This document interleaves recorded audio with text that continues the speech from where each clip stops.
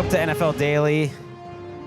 We're fully cleared for training camp. We're off and running. I'm beyond lucky today to be joined by Steve Wyche and Colleen Wolfe before they venture around the country for inside training camp. They're in the Chris Wesseling podcast studio. That's right. We were just comparing schedules. We're getting ready. Do you have your polos set? I've got my polos. Uh-huh. I'm very glad we got it. We also found out that I'm actually going to be like filling in for. She's got other stuff to do. I couldn't physically get to Detroit without a private jet. There were no flights that could get me there from where I was coming from. Meanwhile, Wyche is in 6 cities in 6 days. I'm down though. I love that. Detroit. Like I love the city of Detroit, and I like going to the facility. So it's gonna be my first time there in a couple of years. Oh, no way. So I'm looking forward to Dan Campbell and the whole gang, Aaron Glenn and the group. Well, we might try to get you from the road as if you're not busy enough. I was actually told to bring my special podcast mic just in case, so that will be packed. Let's go. This is going to be the first time Steve Wyche has joined NFL Daily and will make it to the end of the show, we hope. He's doing another show later, but there's a few hours in between, so we'll see if it's a Wolf Blitzer situation where you're on social having a Wolf Spritzer and then an hour later, like, announcing Would not be the first time. Would not be the first time. But before we do that, let's do some news.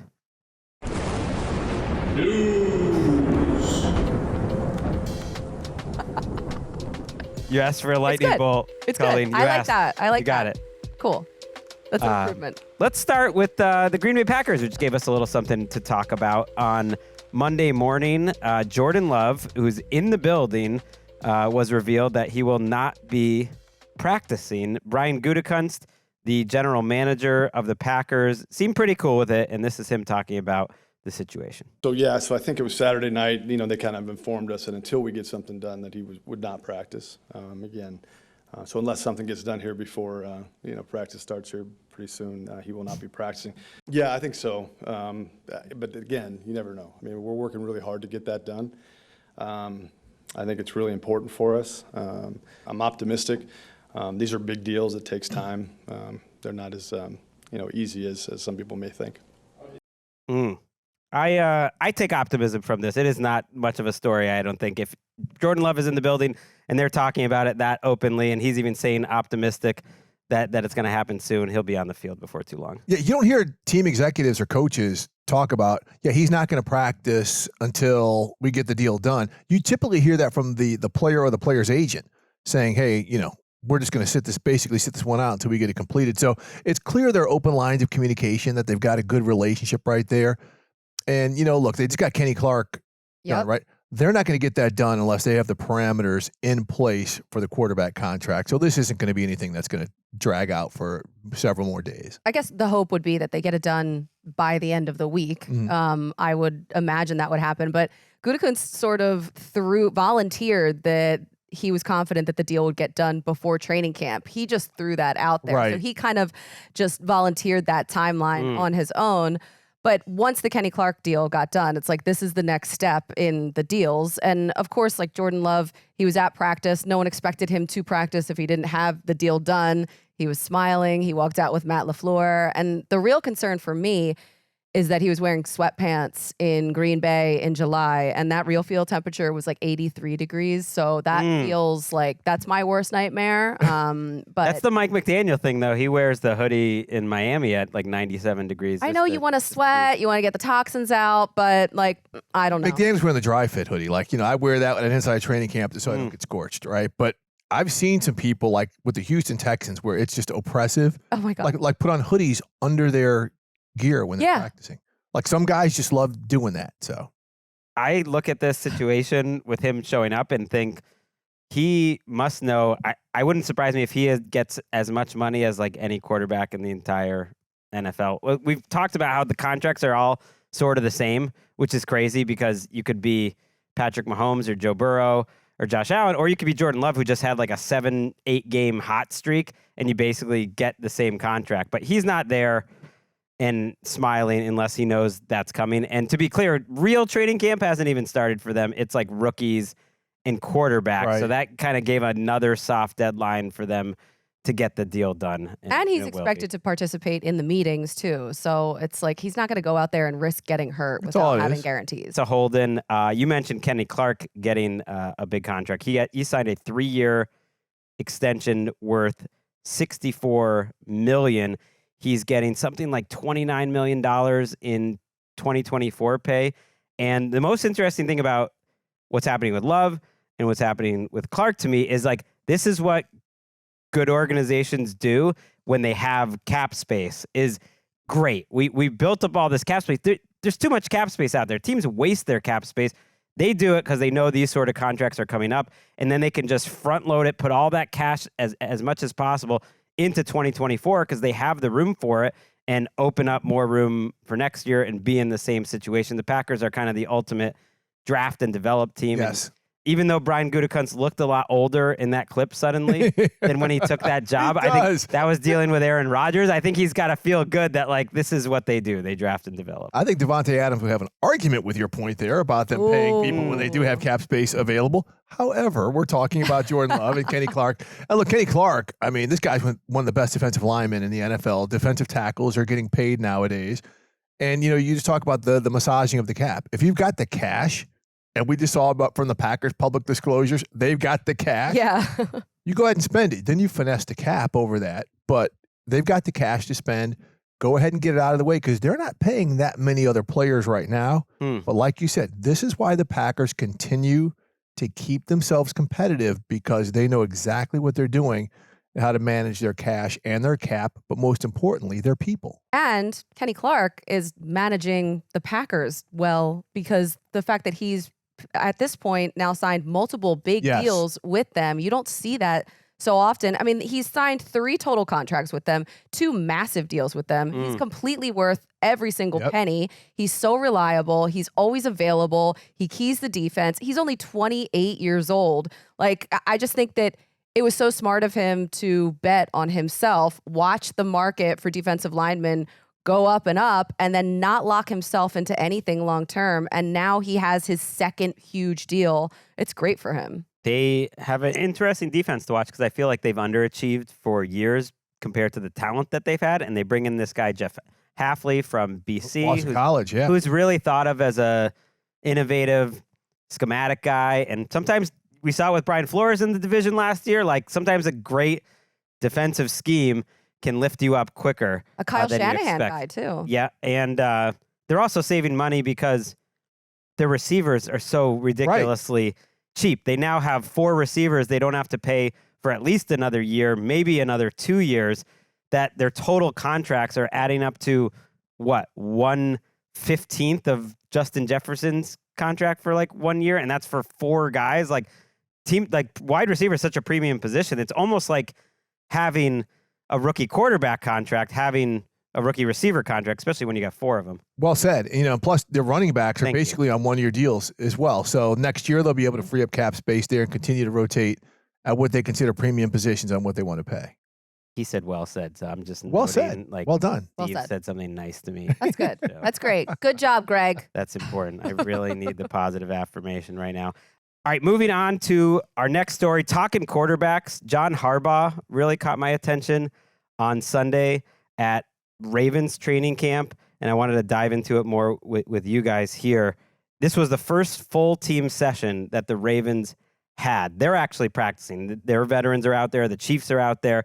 We know the Hall of Fame game teams. I know you'll be there. You guys will both be there. Both be in Canton, Ohio. Okay, so Chicago. Wyche and Wolfe. Yeah. Wyche and Wolfe. Dinner at Lucia's, baby. Hey. One of the best steakhouses in the country. We've got 4 teams fully practicing as we record. Every other team will be arriving to camp on Tuesday this week and practicing by Wednesday. So we're off and running. But it was almost like John Harbaugh had an answer, a speech ready for the first time someone brought up Lamar this year. It was like a stump speech. It was 3 minutes long. It'd be kind of crazy to play the whole thing, but let's listen to my favorite 30 seconds of John Harbaugh's vision for Lamar. We're building another offense for it in 23 and 24 going forward, right? The next iteration of our offense around Lamar Jackson. Because in my opinion, the vision the vision for Lamar Jackson, and it's a vision, it's something you see it like it's already happened. You can see it like it's already been done. The victory has already been won when you pour into a vision. And the vision that we have together is that Lamar Jackson is going to become and be known and be recognized as the greatest quarterback ever to play in the history of the National Football League. He gets my vote. Wow. John does or Lamar? Both. Yes. Both do at this point. He's a great campaign manager. I just love that he came out swinging. So you knew that he was just like waiting and workshopping. And I mean, all of that just came straight from the heart. But he was just like ready to go as soon as anyone asked him about Lamar.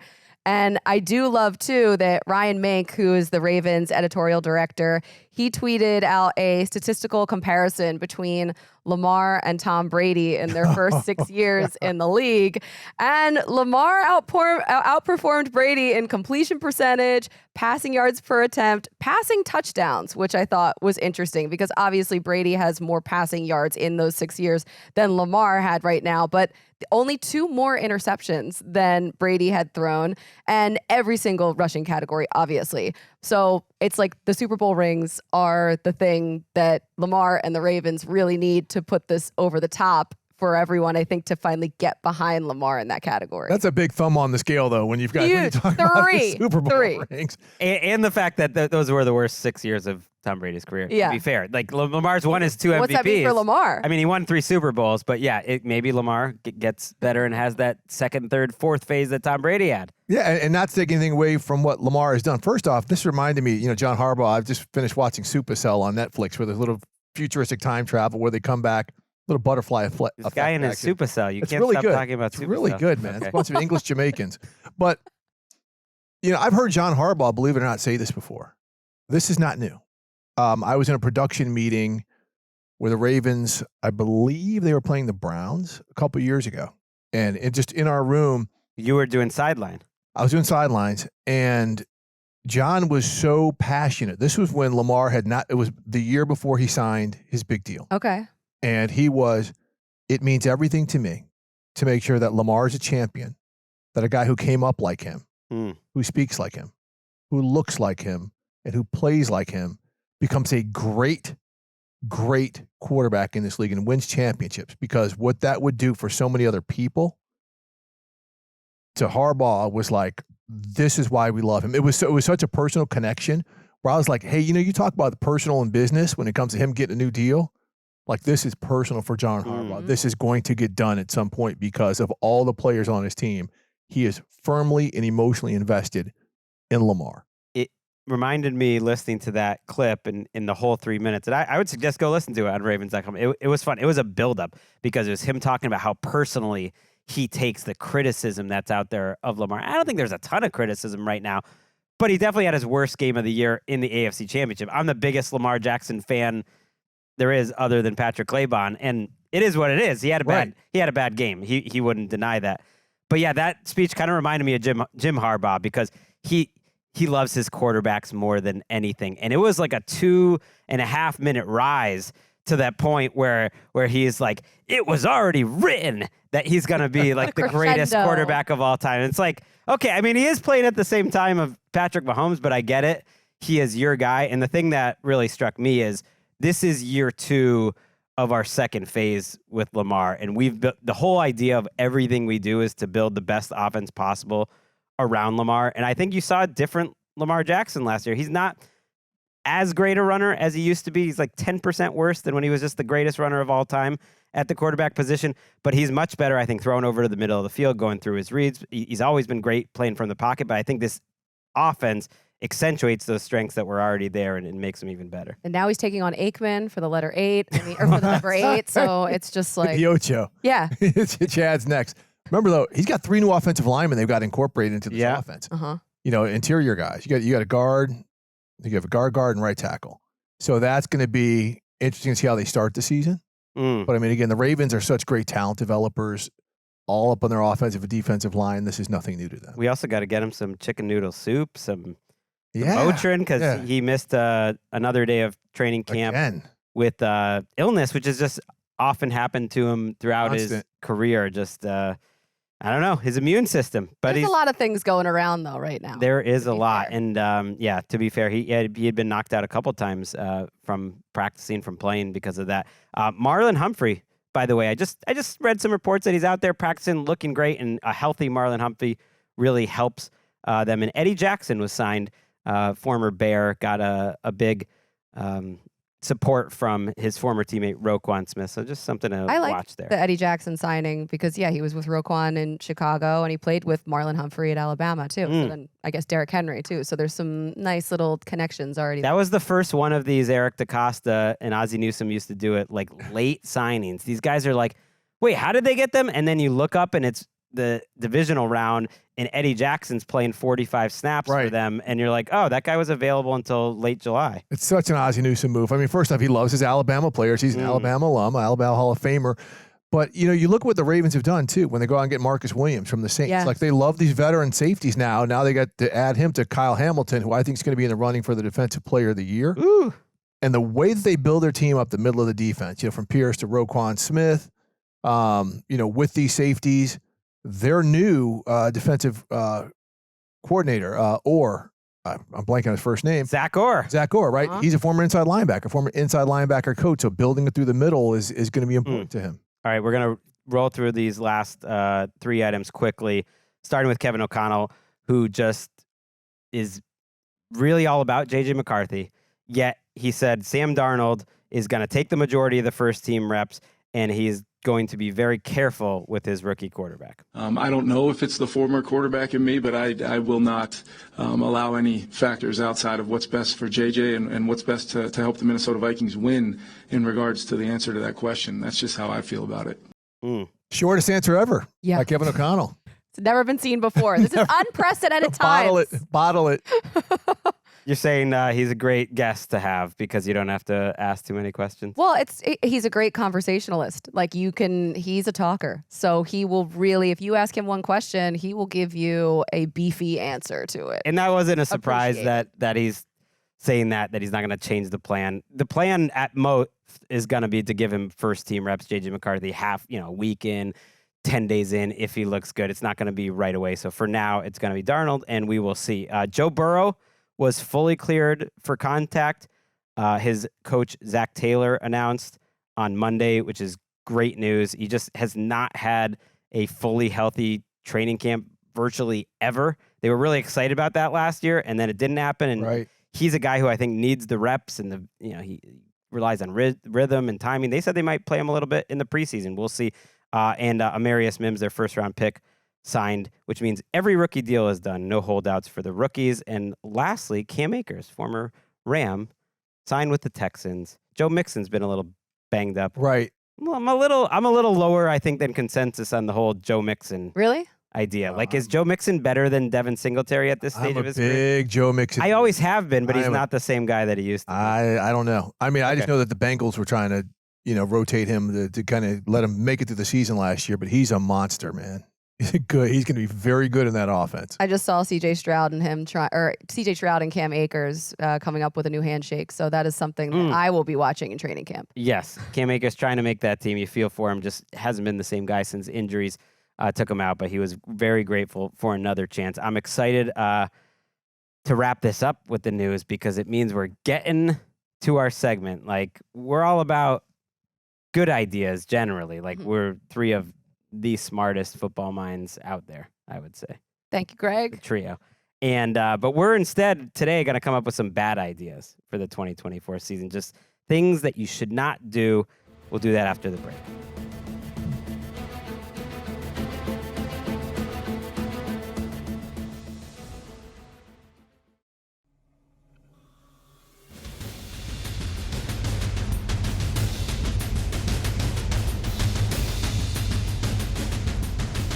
Chauncey. It's very Indiana Jones. Like, that's what it's giving a bit.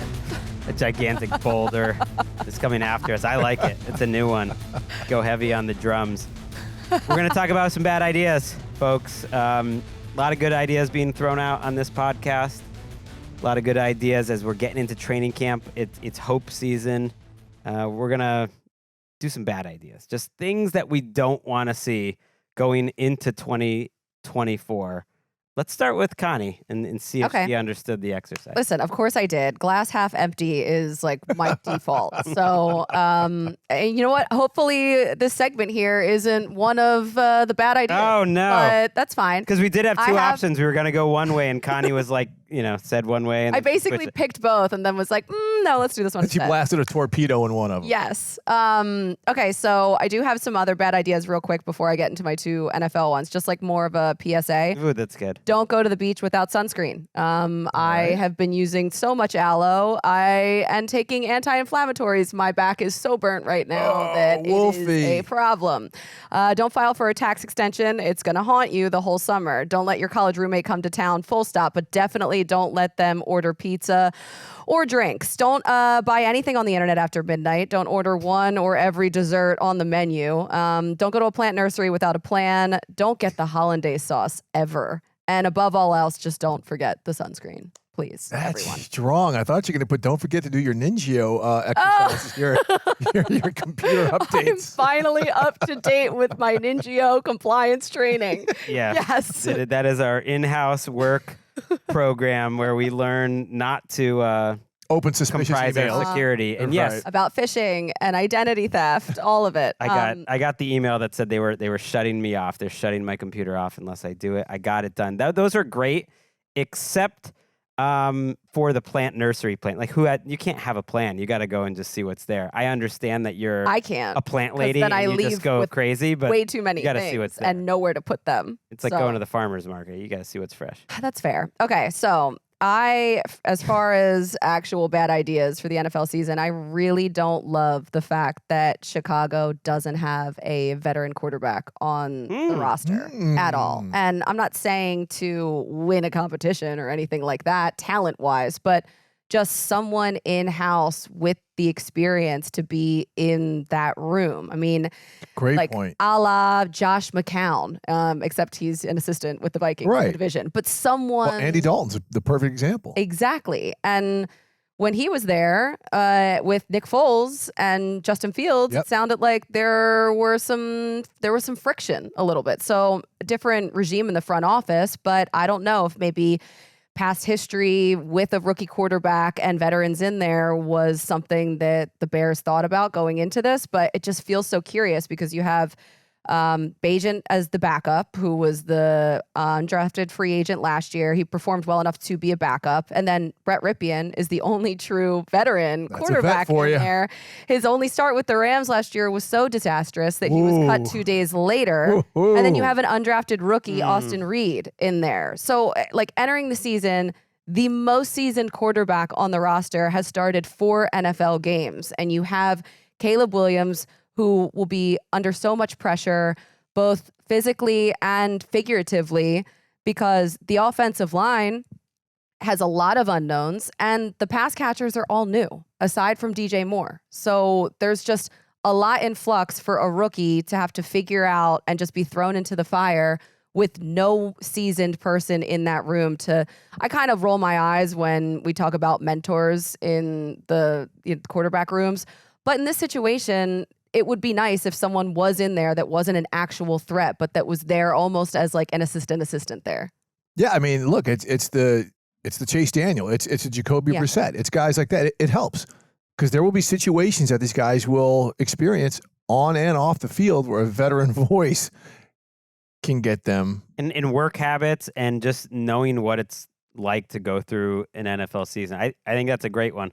That was a bad idea by them. I mean, like a guy like Tyler Huntley, he was out there. He's the 4th quarterback that in with Cleveland? the Browns. That would have been, which is interesting, by the way, that they have so many quarterbacks. Just saying.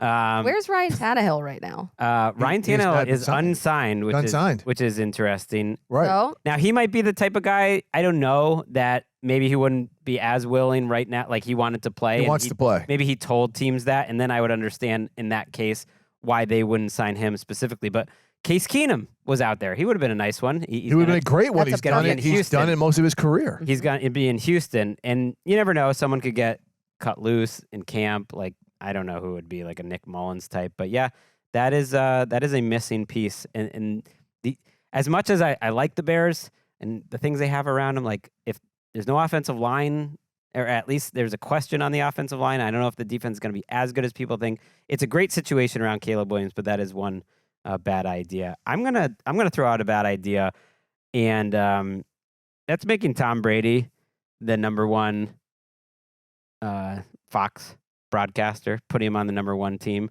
right away. And the response will be like, well, you can't pay him all that money. Well, like, why not? You can do whatever you want with your money. You can't pay him all that money and make him number two. The number two games are great. Maybe more people will watch the number two games and there won't be as much pressure. I just think it's so ironic and it seems so just like a flip of where Tom Brady is in terms of his life that he hasn't considered how similar this is to his situation with Drew Bledsoe coming into the NFL. Because back then, I remember Tom Curran was first. I mean, he almost made his career off this. First on the whole idea of like, this Brady kid's better than Bledsoe. You know, they shouldn't give the job. And he would call Drew Bledsoe the hood ornament because they would just put Drew Bledsoe's contract that they gave him kind of under weird, just like trying to make the franchise look better at a time when it wasn't. It was a $100 million contract and put that to distract everyone from the bad card that was behind it. And that was his $100 million contract. And Drew Bledsoe at that point wasn't really earning his spot in the way that you would think. And here's Tom Brady as a player who comes up and earns it. That was Greg Olsen. Like Greg Olsen earned that spot. And everyone's going to be listening to the number two games and they're going to realize Greg Olsen's better than Tom Brady. And maybe I'll be wrong in Tom Brady's star power and he'll be great and he won't be bad at anything and it'll quiet it down. And that's fine if I'm proven wrong. But I really doubt day one he's going to be better. And he could have still been on big time games. The number two games, everyone watches the number two crew too. It's just at like 1 p.m. instead of 4 p.m. It would have been fine. But if he's bad or if he's just average, it puts him in a spot where it's like, you didn't really earn this. And as you get better, people aren't going to have as much patience. So you're calling him Drew Brees? That's a bad idea. You're putting him in the Drew Brees category potentially. I mean, Drew Brees set up to succeed there too. Like he was in a tough spot. Maybe if he had just been like the number 4 or 5 Fox crew, he could have worked his way into it. He's trying to get back into it. I'm nervous about this. I'm nervous for Tom Brady, and I can't believe I'm nervous for Tom Brady, but it's just that position is all about how comfortable you are and how confident you are. Of course he's confident, but I just don't know how comfortable he's going to be in that role. And I'm excited to listen, but I also just don't want to be cringing. But he's going to be calling games. See, and there's a difference. He's not going to be the studio analyst like his former head coach, Bill Belichick will be. Right. So Belichick's going to have some runway. He's going to have some things to plan for, and he's going to be fantastic. Belichick is going to be great. I agree. Right. I'm We're going to so hang on excited. someone. But, you know, Tom's going to be in games. Like we saw Tony Romo come in with a ton of rehearsals with Jim Nantz, the ultimate play-by-play guy, you know, where they practiced, where you could see the feel and the energy that Romo brought. That's going to be the comp for Tom Brady. Can you be the next Tony Romo? You're fresh out of the game. You know the opposing players. You know the opposing tendencies of the DCs. Are you going to give that to us? And if he doesn't, then it's going to be on somebody at Fox to get him there. They are not going to allow him to fail. They are not. And plus, he's not going to allow himself to fail.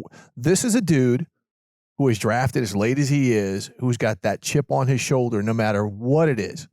I know, but Joe Montana had a chip on his shoulder, and he was one of the greatest ever, and he was so bad in the booth. You know, it's different. Same thing with Joe Namath. It's different. It's happened. They weren't getting ripped on. It's on just Twitter. It's a different skill set, is what I'm saying. And I hope I'm wrong. I hope he gets into the nitty gritty and isn't just vanilla. Maybe he'll be great, but he's not going to be better than Greg Olsen off the bat. I'm just saying he could have been number 2 for a year, and then let Greg Olsen go take Chris Collinsworth's job or something. It wouldn't surprise me if that happens someday. Mm-hmm. I noticed that Madden is using Tirico and Olsen as a crew, and I was like, maybe that's like a... They recorded those, probably they started recording those about 18 months ago. Right. I'm just saying, though. I'm just saying, like, that could be a crew. I would see that That'd happening. be a great crew. But it just... Respect the game. Respect the announcing game and kind of earn your spot. That's all I'm saying. That's not on him, bro. It's a bad idea. It's not on him. That's a bad idea. Okay, we'll see. Okay, here's my bad idea. Since we're entering training camp, one of the big rule changes is what? The hip drop tackle. Mm-hmm.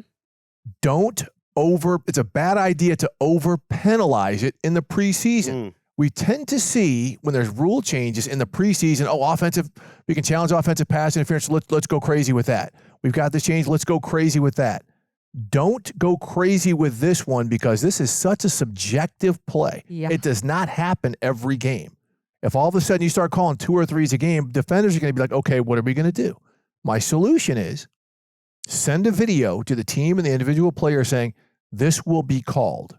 right? Or else call a penalty in the game, but don't fine them like they will be doing in regular season. Give them the solution before all of a sudden we've got all the Tom Bradys of the world in the preseason trying to explain this to the public, like, what the hell is this? Because so many players don't even know what a hip drop nuanced tackle is. Right. This is the finest of line. I mean, I feel like I kind of know it, but could I really know the difference? I don't know. You have to swing, I obviously couldn't call it. swing behind the guy and turn him before you fall on him, which is a kind of a spinoff of the alligator tackle they told guys to start doing after they tried to take the head out of the game with the head-to-head contact. So that's what I'm just saying. It's a bad idea to go nuts in preseason like we've done with some of these other potential rule changes to over-penalize and be overly punitive without giving more of a solution to the player and the team before we get to the regular season. Whenever I hear point of emphasis, I want to run. I just want to run Well and said. scream. I can't do it. Don't do it. Don't make it a point of emphasis. And this is just a flat new rule. And hopefully it's like that lowering the head rule, which everyone was all worked up about for a month, 4 or 5 years ago. Just why they put the skirts on them? Put flags it's like, on let's them. not play football. It's like, how many times has that rule come up in a meaningful way since? It gets called about 20 times a year. Hopefully what it's done, and I think this will happen more than anything with the hip drop tackle, is it's just taught differently from now on. And so naturally it kind of leaves the game, but maybe it's something that, you mentioned maybe they use fines versus. Right. I think if once you get to the regular season, they may not call it on the spot again. It's such a difficult play for to officiate. But they may hit a guy with a $15,000 clip. He gets that FedEx folder on Thursday because he did it. I mean, that's what they've done with a lot of these other penalties too. Like they'll fine guys because guys don't like to lose that change. So you have to change the behavior. But again, this is such a rare call. You don't see the hip drop call that often. But when you do, it's usually a smaller player taking down a bigger guy like Mark Andrews and him being out for the season. So again, I understand wanting to reduce the injuries, but let's not be overly punitive or ask the officials to do something so radically, as you said, a point of emphasis. I can't even when you say it, I can't. It's to where we're like, again, you're trying to explain it and everything else, and it gets too muddled. I like that we all go in different directions of who can be making these bad ideas. It could be teams, players. It could be Fox in my case. And in your case, you're just, putting your sights on the NFL league office. It's just going to be, it's going to be a point of emphasis. Yeah. We're going to get hit with that FedEx envelope. We are going to be talking about this when we come to the regular season or to the preseason. That's going to be something that's going to be a point. Here's what we don't need is that being like a major talking point. And it's on the coaches to coach it differently. We're going to take a quick break. We're going to get one more from each of us, and we're going to wrap the show up. It's beautiful. All right. It's Tuesday. Training camp has started.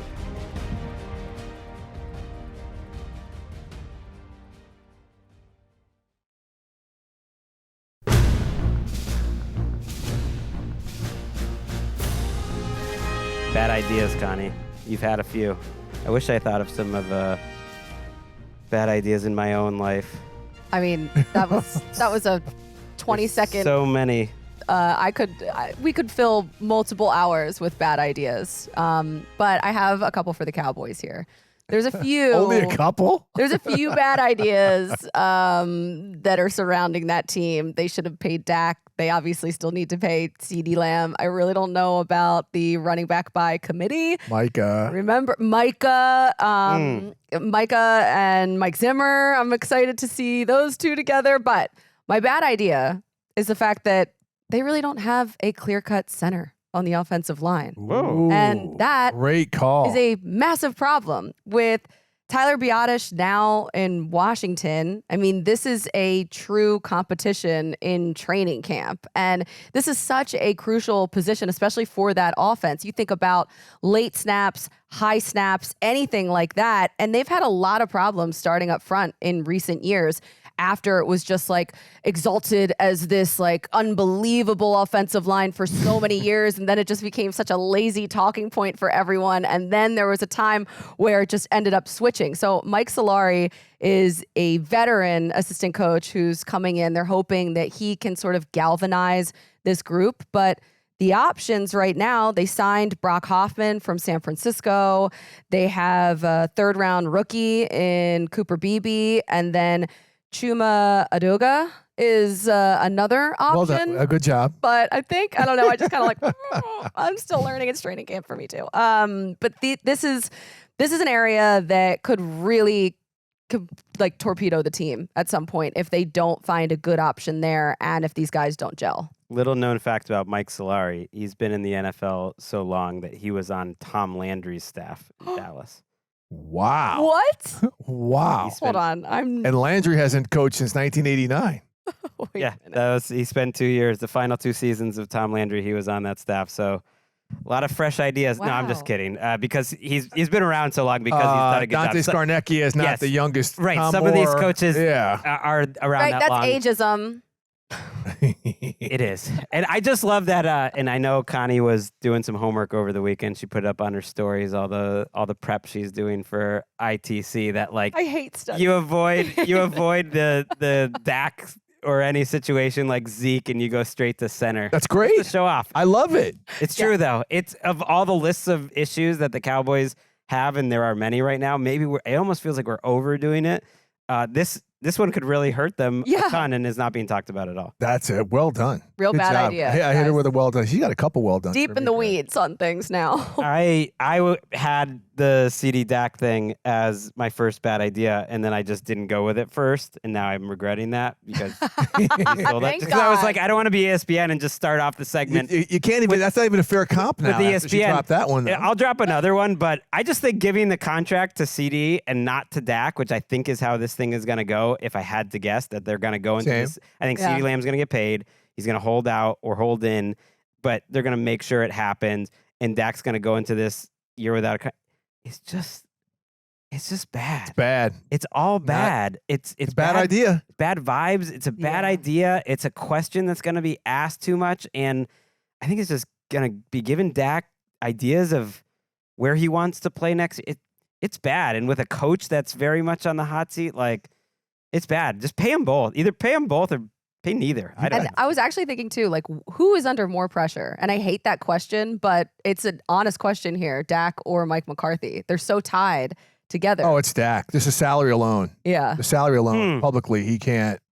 I hear you, but like Dak is going to be a good quarterback. The situation around him, we'll see how it is or not, but he has control of it. To me, pressure is like Mike McCarthy only has so much control, and he's having to deal with all this other stuff. At least Dak has the ball in his hands. At least maybe he has more pressure, but he has more control over like what's going to happen. Mike McCarthy, like, I don't know if Mike McCarthy, what he can do to fix this. Dak could have center issues. He could have running back issues. I get it. But Dak's going to be in the league next year, making a lot of money no matter where he is. For the Raiders. Mm-hmm. Oh, I didn't say that, did I? Oh, my God. All right, you go next, Steve. Okay, bad idea for the New England Patriots to start anyone at quarterback other than Drake Maye. Okay. Now, hear me out. Their schedule is as ugly of a schedule as I could imagine. I mean, look, they open at Cincy, Seattle, New York Jets, the Niners, Miami, Houston, Jacksonville, the Jets.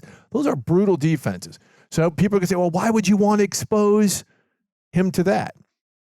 If it's Jacoby Brissett, the one-loss situation is probably going to be similar than it would be for Drake Maye. So let him go out there and face Lou Anarumo. Let him go out there and face Mike McDonald and some of those guys so he can learn. The Patriots are probably not going to win 5 games or more anyway. So do you want him to take those L's watching Jacoby Brissett get pummeled? And here's the other thing. I don't know if he's necessarily going to get pummeled. Their defense, the Patriots defense is going to be really freaking good, right? They've got players on that side of the ball. They're going to hold some of these teams down. I would still get Drake Maye in there against this brutal schedule. I mean, you look at all 17, it is rough, but the one-loss result is going to be the same. So you go out there and you coach him up, you let him take his lumps, you let him learn, because to me, experience is the best teacher.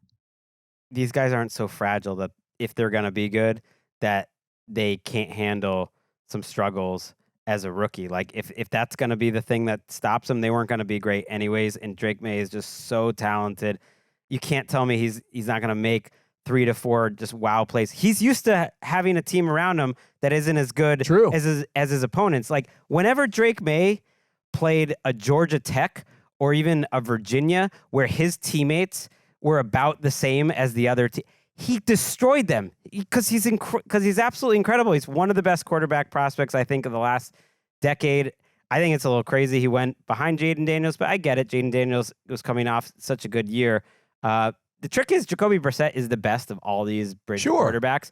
And so the temptation will be like, maybe we'd have a better chance to win with Jacoby Brissett. I don't know if that's true. I'm just worried about their skill position players around Drake Maye. Like who the pass catchers, I know that the pass catchers weren't great last year, but I mean, this feels like one of the most, I want to say this nicely, and it's difficult to say nicely, but I just wish that there was more talent at the skill position players. Yes. Than there is. They got good running back.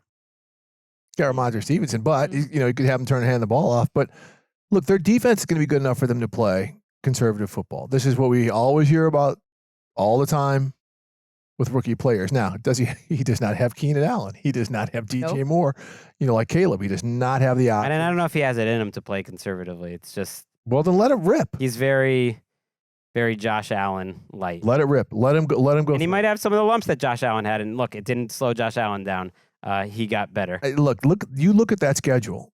That is a brutal run against some teams with good defenses and teams that can put points on the board. Let him go out there and experience it. Let him feel it. Let him learn. Okay, more bad ideas.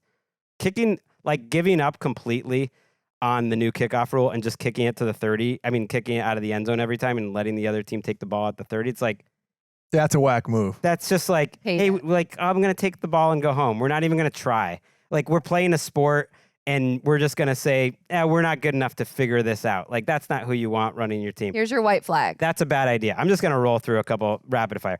Sticking with Deshaun Watson, no matter what happens this year, if it goes really why did you bury that?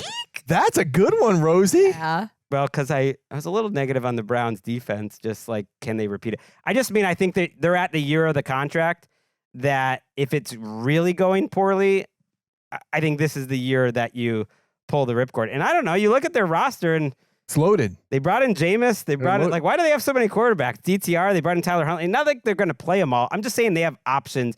If it was going real poor, Kevin Stefanski has some long-term security now with that new contract that take a look at Jameis Winston. If it goes they should have signed Joe Flacco. That's what you wanted to say. I know, that's a disaster. I think he wanted to go back there too. I remember talking to him at NFL Honors Super Bowl week, and he seemed like he really wanted to go back. They love him. He was lit up. Yeah.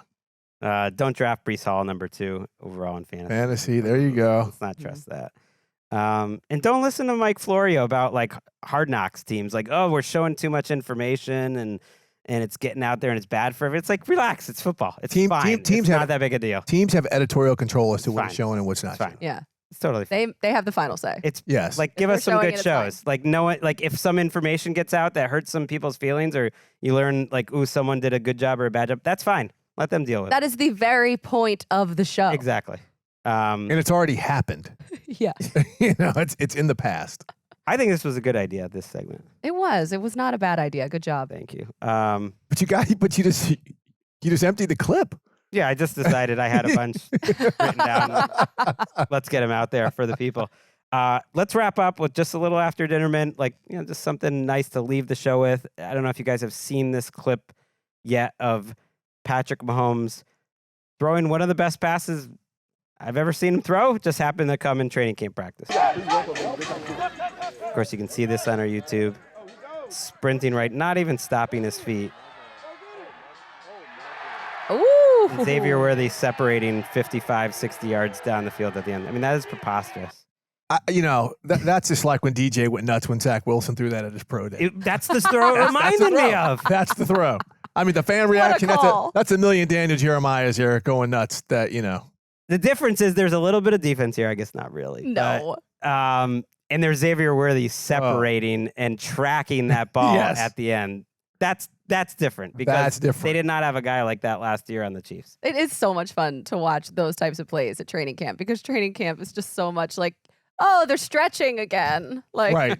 or that guy's on a bike now. Like, but when that happens, it's actually fun and it pops and it's like, okay, this is why we're here. And the Like, best part about it is Mahomes has said, if I throw an interception, so what? It's training camp. I have been at too many practices where I've almost seen quarterbacks get there, what's kicked. Because in a play like that, they'll just check it down. And the receiver's running his tail off. It's the end of practice. He's already run 7 45-yard routes. He's done. And all of a sudden you check it down underneath. That's just Patrick taking care of Xavier. You're right there. I just think I'm excited that these plays are back. Yes. It's all happening. Once again, we're practicing football. And that play is a good example of what I say. It's like every week in the NFL, there's a play that was better than any play in the entire decade of the 1970s or 80s. If that throw happened in the game 50 years ago, can you imagine seeing that? That is a preposterous throw. I'm not, this happens in every sport, Steve. Right. No disrespect to the old football players. It's the same thing in the NBA or tennis or whatever you want. They're just kids better these now. days. Yeah, I saw Roger Staubach do that to Drew Pearson. Okay. And I'm a Vikings fan. Okay. So I'm still crushed. I mean, anytime you talk about big play, the original Hail Mary still digs at me. Well, I was very excited to get you guys before you head out on the roads. But check out Steve and Colleen on NFL Network. Yeah. ITC. We'll try to get you on the podcast from the road. Yeah, or I'm bringing my mic. when you're back, Colleen. Our next show, very excited about this. We got Stacey Dale. She's already at That's a training good camp. idea. That's a good idea. She's talking Bears. Nick Shook will also help me cover the news on that show, but I'm excited to talk about Stacey, the most athletic NFL Network reporter We there is. love her. Till then, see you next time.